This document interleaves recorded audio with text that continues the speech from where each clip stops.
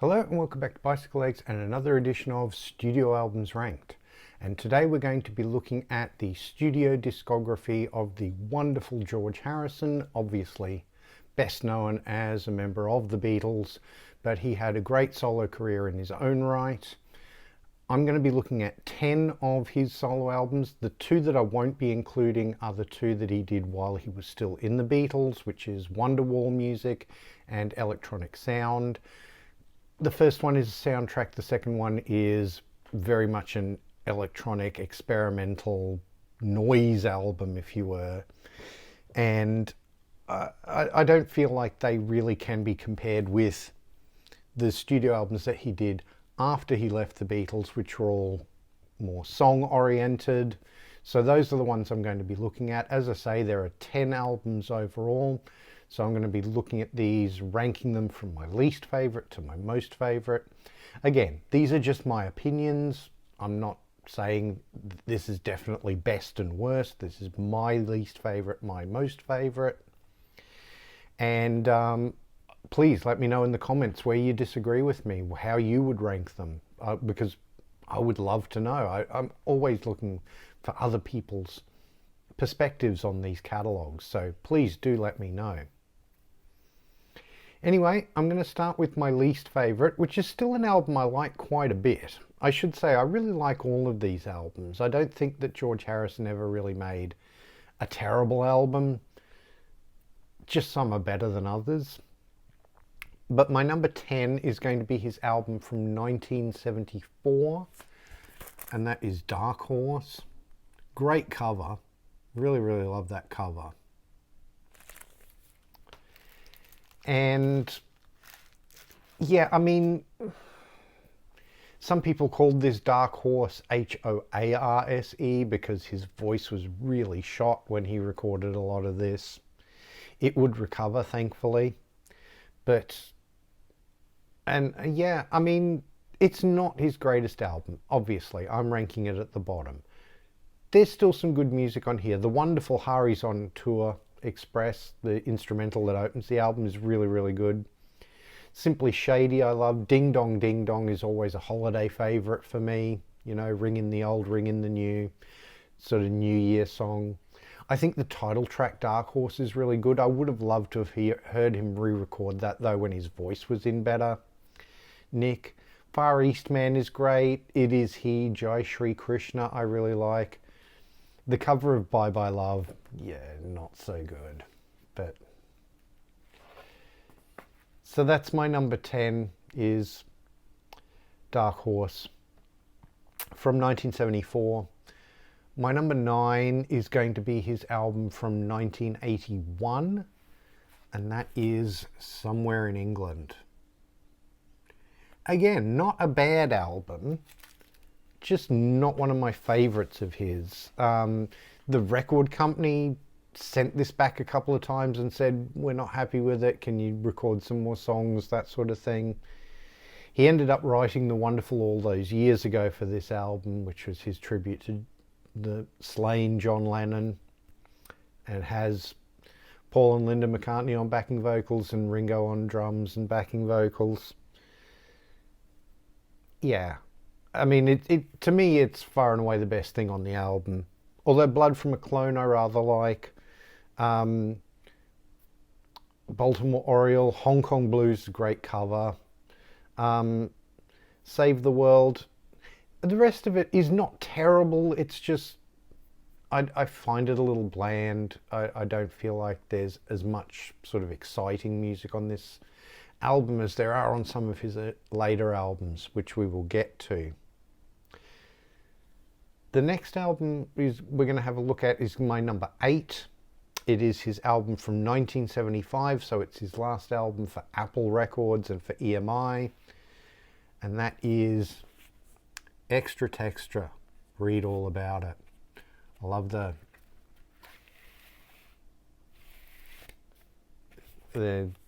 sleeve with the die cut. This is a better album. Again, this didn't sell very well at the time, but I think there's some really good songs on here. I Love You. I think the answers at the end is good. This Guitar Can't Keep From Crying. World of Stone is a song I like a lot.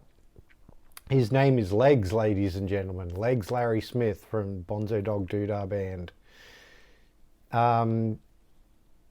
Yeah, just shows George's humour, which is always lovely to see. He was always the very Python-esque. I mean, he was involved with Monty Python and that sort of thing.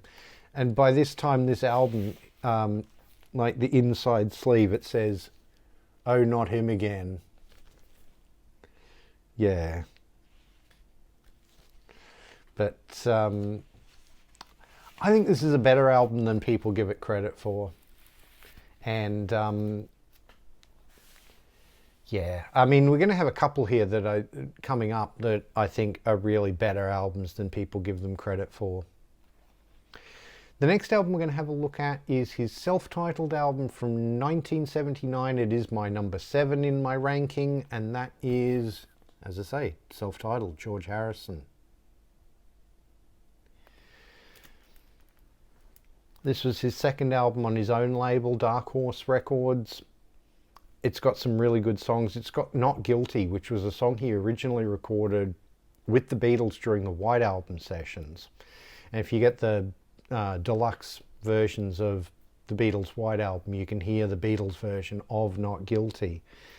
It's a more relaxed version that he does on his solo album here, a full 11 years after he'd originally recorded it with the Beatles. But you've also got Wonderful, Love Comes to Everyone, Blow Away, one of my absolute favourite George Harrison singles. I love that song so much. If You Believe, Your Love Is Forever, Soft Hearted Hannah's really great. But yeah, it's a good album. I just like some of these other ones a little better. I really like this album though. Now my number 6 is his album from 1982, which I think is probably the underrated gem in his catalogue. I weirdly do not have this on vinyl for some reason, but I do have it on CD, and that is Gone Troppo. Now that cover is by Legs Larry Smith as well, so came up with all that artwork and that sort of thing. So I'll put up a better picture of it so that you can have a look at it in the video. This album just absolutely stiffed when it came out. I think it got to number 100 and something on the US charts. It was, it just died. And that's a real shame because I think there's some really good stuff on here. As I say, I think this is the underrated gem in his catalogue because most people would put this right at the bottom. And I think it's actually a really good album. Wake Up My Love is a great opening track.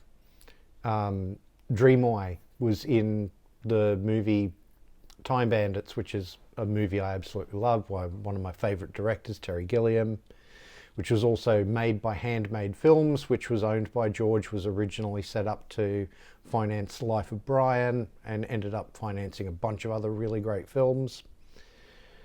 That's the Way It Goes is great. The title track, Gone Troppo. For people who don't know, Gone Troppo is an Australian expression and it basically means gone crazy or gone mad. Could be suggested that you've gone mad from the tropical heat, but it doesn't necessarily mean that. It can just mean you've just gone bonkers for whatever reason. Mystical One is really great. Circles is another song that he originally demoed back in the Beatles days. I don't know that the Beatles ever actually recorded a version of it, but it is an old song and it's a really, really good one. I love it a lot. So yeah, it's definitely, if you're not familiar with that album or you haven't listened to it for a long time, I would definitely recommend going back and giving that another shot because it's a better album than you remember. I'll bet that. My number 5 is going to be his album from 1976. It's his first album on his own Dark Horse label, and that is 33 1/3. These top 5 are just really, really good albums. You know, a lot of people will tell you that George Harrison has one good album. They are wrong. He has a lot of good albums, and this one could have ranked higher depending on what day you ask me. I think it's an absolutely wonderful album. The opening track, Woman Don't You Cry For Me, is wonderful. Dear One is great. Beautiful Girl. Right up there with melodically with some of his best Beatles stuff. This song, hilarious song about the troubles that he got into with the My Sweet Lord case, where he got sued for plagiarism and all that sort of thing. Has again a wonderful wacky film clip which everybody should see, which as does again one of my absolute favourite singles of all time by George Harrison, Crackerbox Palace. Oh, I love that song so much. But It's What You Value is great. True Love is wonderful. Pure Smokey, his sort of homage to Smokey Robinson, who was always one of his great musical heroes. Learning How to Love You is a lovely way to end the album too. Wonderful album, top to bottom. Really, really good album. Doesn't get enough credit as far as I'm concerned. At number 4, I'm going to have his last album. His posthumous album was released in 2002, the year after he sadly passed away, and that is Brainwashed. The album was completed by Jeff Lynne from ELO and Danny Harrison, his son, and what a way to go out. I mean, he hadn't made an album in, I'm doing quick maths in my head here, it was at least 15 years, may have been 25. I get it. It was 1987 was the previous album, and then 2002. So it was at least 15 years that he'd put an album out, and he'd been working on this for many, many years, and it's got so much great music on it. Any Road, great opening track. P2 Vatican Blues, Pisces Fish, Rising Sun, Marwa Blues. Just wonderful. Stuck Inside a Cloud, great, great song. Between the Devil and the Deep Blue Sea, Rocking Chair in Hawaii, the title track Brainwashed. He went out on a high. It's just sad that he couldn't quite be there to finish this album off and see it through to completion. But George, if you're up there, you went out on a high. It's a great album to finish off. At number 3, I'm going to have his album from 1973, and that is Living in the Material World. I mean, it was always going to be difficult to follow up All Things Must Pass. And it took him nearly 3 years to do it. But he really does end up with a great album here. I mean, Give Me Love, Give Me Peace on Earth was a #1 hit around the world for him. Sue Me, Sue You Blues, again, showing his humour in the sort of dark gallows humour in a way, because he's singing about all the lawsuits that were going on between the Beatles and all this sort of thing, and then with Alan Klein, their manager, and all that sort of stuff. But he just makes it humorous and as I say, darkly, darkly funny. And I love that about George, that he could do that sort of thing. The Light That Has Lighted the World, one of his lovely sort of spiritual songs. Don't Let Me Wait Too Long is beautiful. Living in the Material World, the title track, great song, really rollicking song. Lord Loves the One That Loves the Lord is great. Be Here Now is beautiful. Try Some, Buy Some. I love that song. He originally wrote that for Ronnie Spector and ended up doing a wonderful version of his own. And then many, many years later, David Bowie would do an absolutely wonderful cover of it, and on the Reality album. And that's one of my favourite things, is when one of my favourite artists covers one of my other favourite artists. And Bowie does a wonderful version of Try Some, Buy Some. Definitely worth checking out if you've never heard it. The Day That World Gets Round, and that is all. I mean, it's just a great album top to bottom. You know, I don't think it was as highly regarded, considering, as I say, it came after All Things Must Pass. But I think in recent years it's undergone a reevaluation, and people have realised what a great album Living in the Material World is. My top two are probably not going to surprise anybody, but I don't think I would have been being honest with myself if I didn't have these as my number one and my number two. My number two is his album from 1987, Cloud 9. Great comeback. It had been 5 years since Gone Troppo, which back in the 80s, it was a long time to have, you know, 5 years between albums was considered an eternity in the 80s. These days, it's pretty standard to, you know, have 4 or 5 years between albums. But this was considered a great comeback for him. Of course, it had the smash hit Got My Mind Set on You, which is a cover version of an old 50s song. I really like it. It's, all right, maybe not the most substantial thing George ever did, but it's a lot of fun, and he plays and sings great on it. Title track, Cloud 9. Just absolutely wonderful song. That's What It Takes is great. Fish on the Sand. There's a really underrated deep track to go and check out if you're into George Harrison. Just for Today is great. This Is Love was a single. Didn't do as well as a couple of the other singles, but it's still a really good song. Jeff Lynne and George do a great job producing this, you know, and then from this we would get the wonderful Travelling Wilburys later on from this collaboration between Jeff Lynne and George Harrison, as George would rope in a few more very famous friends and give us the Travelling Wilburys. When We Was Fab, wow, what a song. You know, again, humorous song about his days in the Beatles and all that sort of thing, but also very heartfelt, I think. And musically, it's one of the best things he ever did. Love it to death. Devil's Radio on side 2. Another great song.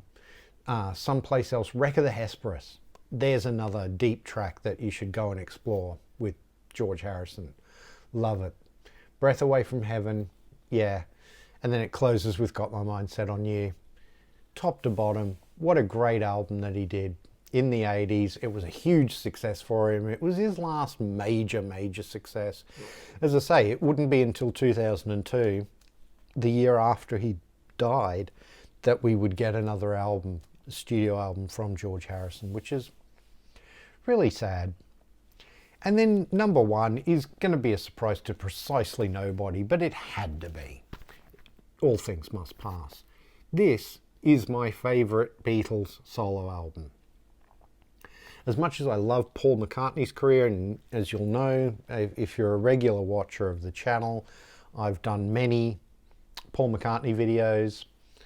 I love Paul McCartney. I still think Paul McCartney had the best overall solo career of any of the Beatles, but the best single solo album by any Beatle is All Things Must Pass by George Harrison. Released in 1970, it's a triple album. I always think of it as a double album with a bonus disc, because the sides 5 and 6 are basically just him and his music friends having jams, you know, just playing these sort of rock and roll instrumental jams, except for the funny little It's Johnny's Birthday, which they recorded for John Lennon's birthday, which is very cute, done to the tune of Congratulations, you know, which was a hit for Cliff Richard. But those first two albums, sides 1 through 4, my goodness. I mean, it starts with The Wonderful I'd Have You Anytime, which is he co-wrote with Bob Dylan. You get the incredible My Sweet Lord. I mean, the song that George Harrison will be remembered for, other than Something, which he wrote with the Beatles, obviously, which was a #1 hit. My Sweet Lord, also a #1 hit around the world. If you think of George Harrison solo, that's the song you're probably thinking of. And rightly so. It's a wonderful song. I don't care about how similar it is with He's So Fine. It's a wonderful song in its own right. Wah Wah, absolutely brilliant. Isn't It a Pity? You get two versions of Isn't It a Pity on this album. One on side 1, one on side 4. And they're both great. One is much more sort of, built up, almost like Hey Jude was with the Beatles, with, orchestras and all that sort of thing, and like extended outro and all that. Whereas the other one is a little more understated, a little more quiet. One thing that people will criticize this album for is Phil Spector's production, that it's over the top and all that sort of thing. I like it. I think it works with these songs. What Is Life? Another hit single for him. If Not For You is a Dylan song that he covers and does a beautiful version of. I always liked Olivia Newton-John's version of that song too, but that's getting off on a tangent. Behind That Locked Door is beautiful, great sort of pedal steel guitar that someone plays on that. I don't know who, it's Pete Drake. The great Pete Drake plays pedal steel guitar on that. Let It Down is great, Run of the Mill. Beware of Darkness. Might even be my favourite song by George Harrison. Just wonderful. The very first Spock's Beard song I ever heard was their cover of Beware of Darkness, and I was a little iffy about it because it sounded quite different. I learned to love Spock's Beard a couple of songs into that album, because they named the album Beware of Darkness. It took a couple more songs in and I fell in love, and I was convinced. And I now quite like their cover version, but the original, wow, just what a song. The lovely humorous Apple scruffs about the girls who would hang outside the Apple offices to get a glimpse of Beatles and that sort of thing. The Ballad of Sir Frankie Crisp is wonderful. Frank Crisp was the guy who built the mansion that George Harrison moved into, Friar Park. Absolutely wonderful place that he lived in, and that I believe Olivia still lives in to this day.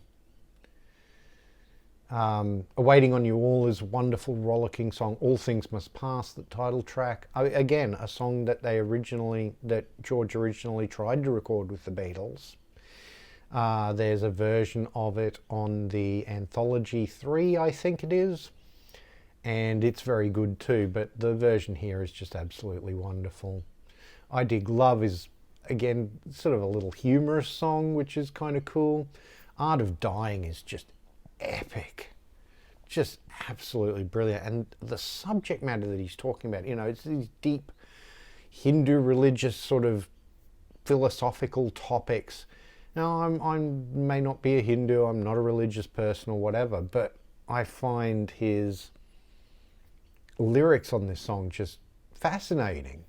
And musically, it's just incredible. And then Hear Me, Lord. Just beautiful way to close out side 4. It's a masterpiece, an absolute masterpiece.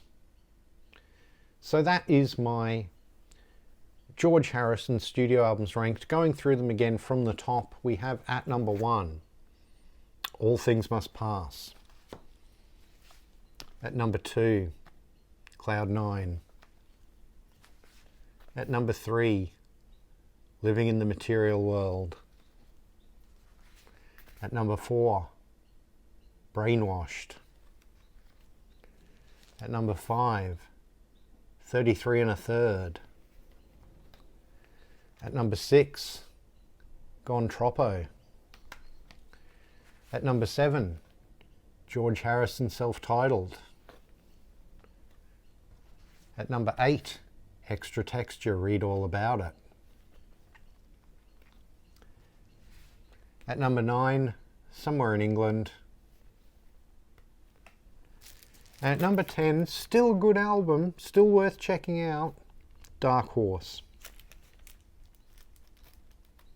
So that's my George Harrison studio albums ranked. Please do let me know in the comments where you agree with me, where you disagree with me.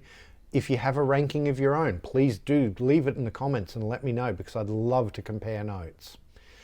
if you're just a casual George Harrison fan, you know, have a listen to some of these albums and get back to me and let me know what you think, because I'd love to know. Or if you just have a few George Harrison songs that you love, let me know in the comments which are your favourite George Harrison songs. I would love to hear from you. Please do like, share and subscribe. It really does help the channel out. If you're new to the channel, please go and have a look at some of my other videos. I have everything playlisted, so if you want to see some of my other studio albums ranked shows, I have a playlist for those. If you want to see some of my In Defense Of, where I've covered a number of Paul McCartney albums in the In Defense Of series, I have a playlist for those. And if you want to see my appearances on other people's channels, I also have a playlist for those. If you want to follow me on social media, I'm at bicyclelegs on Instagram, Twitter, and a bunch of other places. I also have a dedicated bicyclelegs Facebook page. Links are all in the doobly-doo. Please do give those all a follow and join in the conversation. I'd really love to have you there. Thank you very much for watching, and I'll see you in the next one.